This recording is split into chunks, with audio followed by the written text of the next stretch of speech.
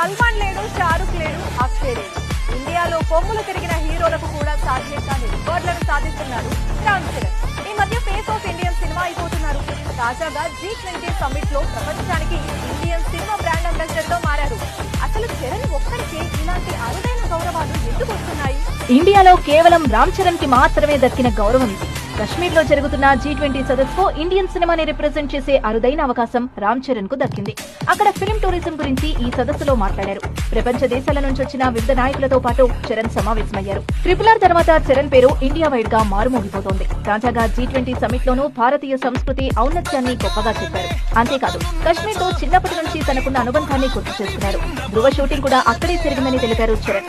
కశ్మీర్ లో 370 ఆర్టికల్ తొలగించిన తర్వాత అక్కడ పరిస్థితులు ఎంత బాగున్నాయో ప్రపంచానికి చాటి చెప్పడానికి కేంద్ర ప్రభుత్వం ఈ G20 సదస్సు ఏర్పాటు చేశారు. చరణ్ కు ఇలాంటి అవకాశం దక్కడం ఇదే మొదటిసారి కాదు.